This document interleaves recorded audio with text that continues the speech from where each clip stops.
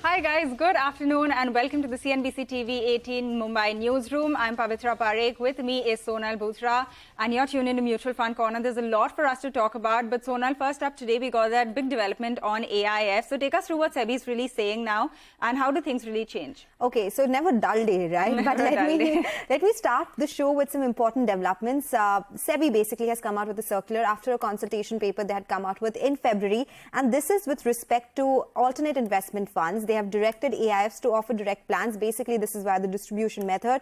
Direct plan is the one where there shall not be any distribution fee or placement fee. This is one part of the development that has come about. Now, you know, AIF investments via SEBI registered intermediary must be on board only via a direct plan. Now, that's an option that has to be given to investors as per SEBI. This is one part of the development. The second one is where they have asked different categories to change the way fees are being taken for investors. For category 3 AIFs, they will charge fee on equal trail basis to investors and no upfront distribution fee will be taken from them. And this is because they are largely, or in a lot of ways, similar to mutual funds as well. So they want to bring that at par. For category 1 and category 2 AIFs, they can pay around 1/3 of the total distribution or the placement fee upfront, but the rest has to be done on a trailing basis. This is applicable from 1st of May across all the AIFs as well. Now, what is the reason why this really must have happened? This is done in order to ensure that an investor is not charged twice. Usually, they are charged by the investment manager as well. Then there is a fee from the AIF as well for onboarding, or the AIF distribution fee, so to say. So an investor was charged twice. So basically, SEBI went ahead to ensure there is not mis-selling or overcharging to investors when it comes to AIF investments as well. Now, as I said, SEBI had come up with a consultation paper back in February. They actually said they want to focus on this mis-selling and high commission scenario that happens in AIFs. In some cases, upfront commissions have gone up to as much as 5% of the total committed amount itself. So that's a big number. And this plans to solve that particular problem. Just to give you a perspective, upfront payment is something that is paid to the broker in the same month as purchase of the fund, while trailing basis it's done over the period till the time redemption or withdrawal it is done. So this is the big update, and it is something that plans to save the investors for sure. Oh, absolutely. And now, like you said, there's a level playing field across the board, right? Whether it's PMS or AIF or mutual funds. So to discuss this development as well as lots more, we are joined by Mr. Anil Ghelani, who's head of passive investments at DSP Investment Managers, to discuss this and lots more as well. Mr. Ghelani, thanks a lot for joining us and taking out the time for this show today. First up, if we can just come to you on this new circular by SEBI right now. Take us through what you make of it and what kind of impact do you think that we will see on AIF flows, but also what does this mean for private wealth managers? Because this is a negative from the commission point of view, right? See, I think it is a very short-term thinking, negative, but overall, I think it is a very positive development. So while upfront commission will reduce and stop, basically, ongoing commission definitely will continue. So good products, relevant products for investors will be still offered. Very clearly, it is now going to make a level playing field. So investors also will feel very comfortable that whatever is being offered to me is in my best interest. Whether it is the format of, let's say, AIF or PMS or mutual fund, now all are at same par. So I feel that in such kind of regulations, when it changes, yes, sometimes we tend to see in a very near term that, oh, well, what will it happen? Impact will be negative. Or let's say you mentioned something about an impact negatively on wealth managers' commission. But I feel in a little bit medium to long term, we have to see it in a much more positive light. It's a very prudent approach. It will give very high level of comfort. And in fact, I would feel it will enhance the comfort of wealth managers dealing with their clients. So net I feel very... Mr. Ghelani, do you think this will impact the AIF flows in any way as well? I don't think so.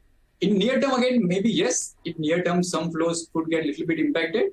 But again, as I'm saying, in medium to long term, in fact, wealth managers will sit together with AIF managers and ideate new ideas, unique positioning, little bit high risk, high return portfolios, which otherwise that's on mutual fund platform. One would not like to position them, take it in the AIF, offer to HNIs and large ticket investors and bring them on AIF platform. Okay. So when we're talking about bringing parity here, Mr. Ghelani, say with PMS, AIF and mutual funds as well, at least over the longer term, these trail commissions, they are based on what the NAV is of a fund, right? And as NAV increases, those trail commissions will also go. So do you think that is in the longer term, the commission issue should also not be a problem for the AIF managers or the investment managers, so to say?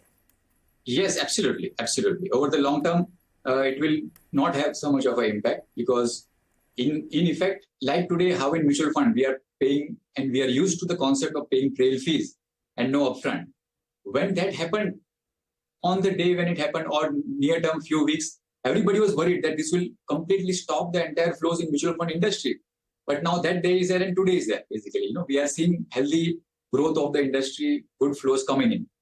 Likewise, similarly, even though it will move to all trail model, I believe very strongly, as you very rightly highlighted, that based on the NAV and the valuation of the flows, of the assets under management, the amounts will keep changing, but still it will be an ongoing steady income flowing through from the managers. Okay, we take that point, and this is something that we had to discuss with you since it is something that has come today itself. But generally, now we'd like to talk about the categories and a lot more in general when it comes to mutual fund industry as well, because we start with the new financial year and the last week of FY23 of course was overshadowed by the changes with respect to debt taxation. So I thought it's a good time to take a look at how different categories of funds have performed in the last 1 year. This data is of course as on 10th April and taken from Value Research. So let's start with the equity segment. The returns definitely not inspiring, and that is not surprising going by what we saw in the markets, right? On an average, equity large cap category has seen a decline of 2.4%. Flexi cap is down 2.3%. Multi cap has fallen is lower by around 0.57%. Mid cap and small caps also saw a decline. ELSS as a category too hasn't done well with declines of 1.18%. Now, if we look at the sectoral funds, banking funds on an average have given returns of 8.8%. Infrastructure has been good as well at 6.6%, but we cannot say the same about pharma and technology funds, right? Tech funds have declined 17%. Pharma is down by 7.5%. That's across all the mutual funds. This is the average. In terms of thematic themes, consumption has been an outperformer in that regard, up 3%. But for energy, ESG and funds investing in the MNC stocks, they have not seen great returns. But PSU funds have done well. Dividend yield funds, they have seen flat returns. Now look at the debt category. We will see green across the screen. The segment in this category has seen positive returns overall. But important to note, these returns are still lower than inflation and real rate of return is negative for them. Because increasing interest rates lead to a decline in bond value, and that is what impacts debt funds in the longer term. Hybrid funds, they have also done better than pure equity with arbitrage at 5% gains. We have seen balanced hybrid seeing gains of 2%, equity savings at 2.2%. Now remember, we are talking about a scenario where equity as a class has not done too well.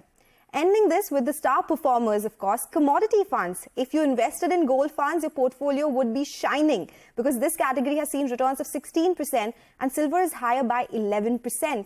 So that's basically the synopsis of what's happened here. So interesting to look at it, right? The complete snapshot of what has done well, what has not. So let's actually pose some questions to Mr. Ghelani as well on this. Like Sonal was pointing out, equity has clearly not been the best performing category this year. Not surprising at all considering what's gone down with the markets. But what is your sense on how should an investor really position themselves now in terms of someone who's an existing investor as well as someone who's, a completely new investor into the market? We all talk about how mutual fund investing is a longer term kind of plan. You shouldn't look at just 1 year returns. But any thoughts on how both of these categories of investors should approach it? I think very perfectly highlighted this point. So today, India market was amongst one of the most expensive market in the whole of calendar year 2022, trading at a premium to most of its emerging market peers. Now, if we see, let's say our Nifty 50 index, today it is in the 18th month of overall consolidation. It had first made lifetime high of about 18,500 October of 2021 last year. And since then, almost about 18 months, it has been a broad range. So it did make a fresh lifetime high in December 2022 of 18,700. But then today it is down about 5% from peak. But now if we look at from an individual investor's perspective, what to your question that should an investor do now? What should I do with my money if I'm first time investor? See, if we look at the underlying valuation. Now in these 18 months, we have seen the Nifty EPS or earnings per share has grown up almost 30% from 650 rupees to 850 rupees. So because of that, the P ratio or the price to earnings of Nifty has been declining consistently. It had risen to around 28 times. It is down to now 21 times approximately. Similarly, price to book, which is another measure of the valuation, is down about 50 basis points to 4.20 from around 4.70 at the peak. These are all based on historical trailing earnings. So I feel that during this period, as of today, index and overall equity markets have gone through a consolidation, but with rising earnings as well as price normalization. So it has become more attractive to enter. Hence, in my view, if you are an existing investor, these are the times, in fact, where you should keep adding exposure in this kind of sideways and sort of like consolidating markets, because systematically this will be a good time when you look at it in hindsight that this was a good time for accumulation. This could be a part of a secular bull market in equities. If we are a first-time investors gradually starting to come into equities, then maybe I would suggest a little bit combination of equity and fixed income, or let's say in simple form, just buy a hybrid mutual fund, which will give you exposure to a little bit equity and fixed income. No doubt. So I feel market is considerably in a good valuation. However, certain risks will be there. We should look out for certain sectors which could be impacted by side effect of sharply rising interest rates, which have happened from last May over the last 8 to 12 months.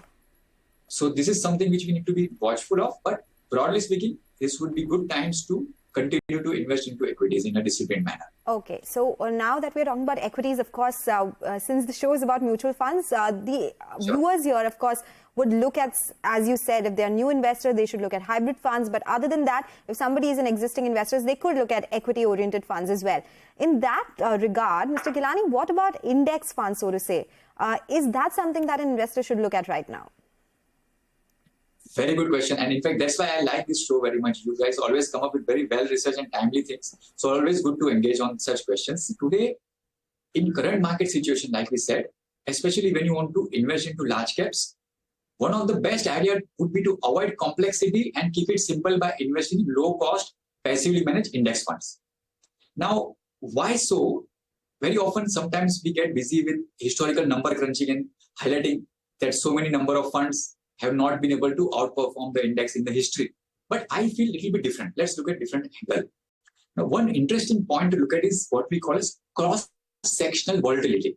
What it means in simple layman terms is the differential of returns between the top quartile or top quintile stocks and the bottom quintile. Means the dispersion or the cross-sectional volatility in the shares within large cap universe.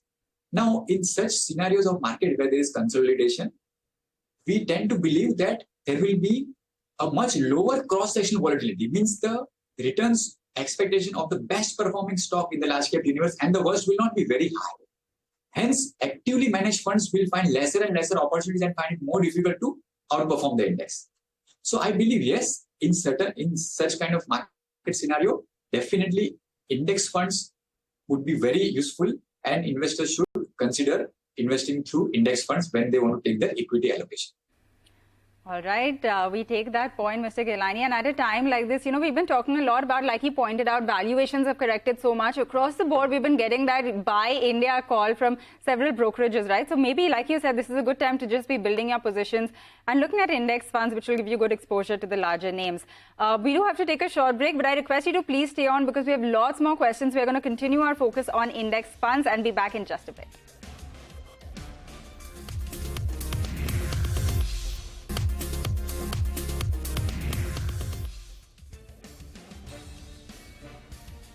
Welcome back. You're still tuned into Mutual Fund Corner on CNBC-TV18, and we have Anil Ghelani of DSP Investment Managers with us to answer all our questions about index funds and investing at this juncture into mutual funds as well.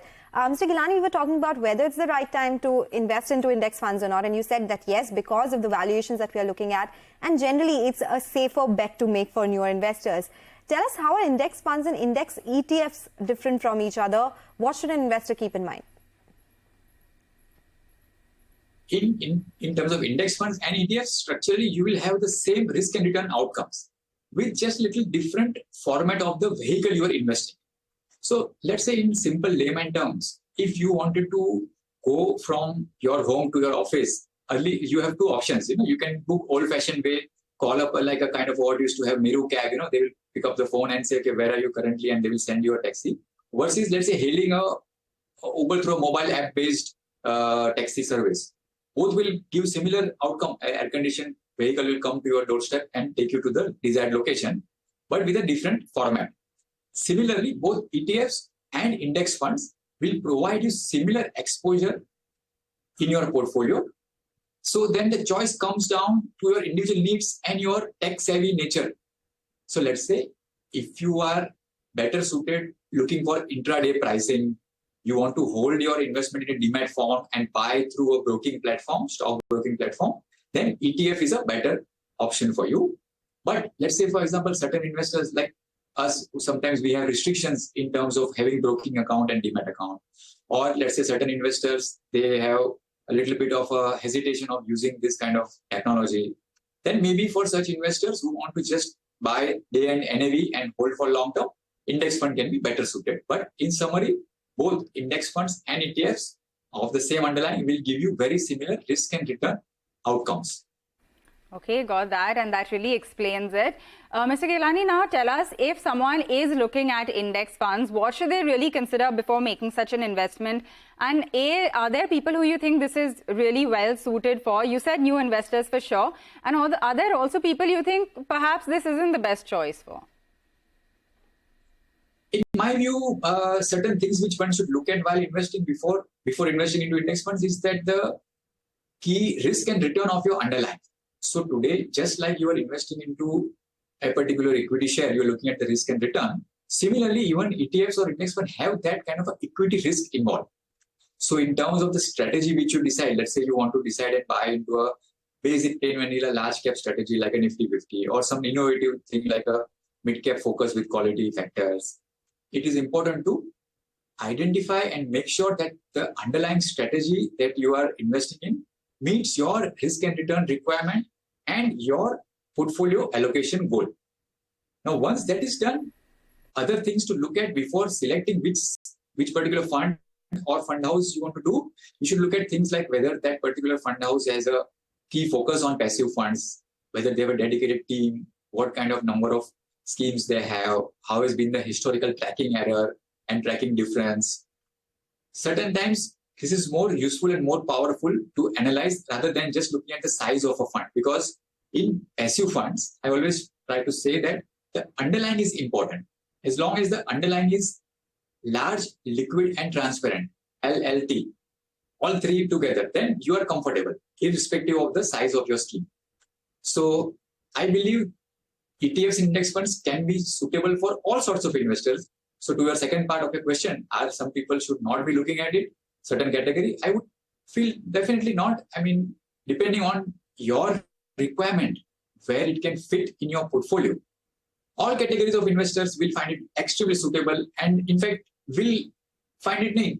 Today they are finding it. Today we see a large number of investors already using index funds and ETFs for their allocations. Okay, so that explains the difference between them and also between the two funds, and also what kind of risk profile and what should an investor look at while they're investing in such funds as well.